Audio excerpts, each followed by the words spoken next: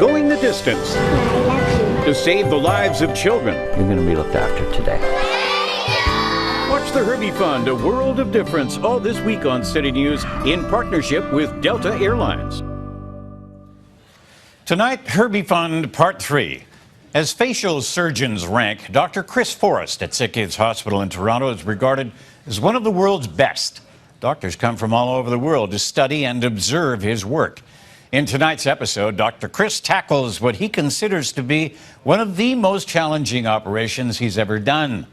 The subjects are Aaron and Adrian, 9-year-old twin boys from the Philippines, bullied and ostracized because the bones in their faces failed to develop. It's called Crouzon syndrome, and in their case, it's also life-threatening. We first met this little fella over 7 years ago on this very street when we knew he was coming to Canada for his Herbie Fund surgery. And we thought we'd come back today and have a look at him, say hello, and see how he's doing. And we're happy to report he's doing exceptionally well at school and well-liked by the other kids. He's friendly in the school. So he makes lots of friends then? Yeah. And all the other kids like him? Yeah. Yeah. New York City. He's a friendly little guy. He always was.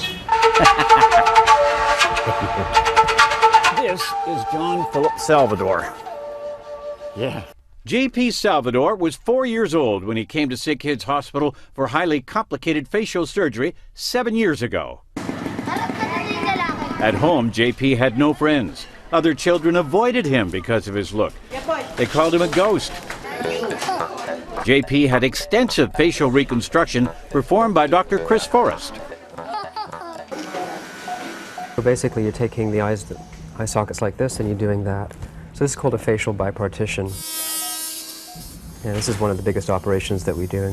As he continues to grow, things will improve. So his upper jaw will grow downwards a little bit, and his lower jaw will grow forwards, and so the facial balance will be improved. This is the type of thing that wouldn't be possible without your help and without the help of the Herbie Fund. You'll be a good boy, right? You're going to try hard in school? This is truly a wonderful thing to be part of, and it makes the world a very small place. The Herbie Fund helps these children by connecting them with the best pediatric medical facility in the world, the Hospital for Sick Children here in Toronto. Some of the surgeries are highly complex, some less so, but in the end, they're all surgeries that could not have been attained in their home countries. Here comes the first shot, okay, buddy? This year, 2 more children, Adrian and Aaron, twin 9-year-old boys from Philippines, arrived here in Toronto and are preparing for complete facial reconstruction. Hello, how are you guys doing? Good morning. Aaron will undergo surgery first. So the plan today is to do what we said. We're going to do a big operation, mainly for the purposes of improving his breathing, but it will also improve the overall facial balance. Before it even begins, anesthetist Dr. Tara Durr will have to overcome a major problem. This guy is not the best. Aaron's severely restricted airway means that he cannot breathe while lying down. We're going to get him lots of oxygen, and then we're going to give him a medication to fall asleep very quickly, and then we're going to look in and then try to get the tube in right away. Aaron's main problem relates to the fact that his face hasn't developed in the way that it should do. And you can see that compared to where his lower jaw is, the upper face is quite retruded.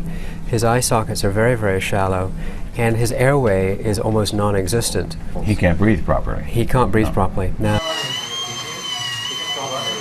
so what we've done today is we've done one of the biggest operations I do. It's called a monoblock frontofacial advancement. We literally cut the entire face, and the entire face will move forwards in one unit. After the twins have their highly complex surgery, they will have to spend 3 months wearing a special metal device called a halo. So this will improve the airway.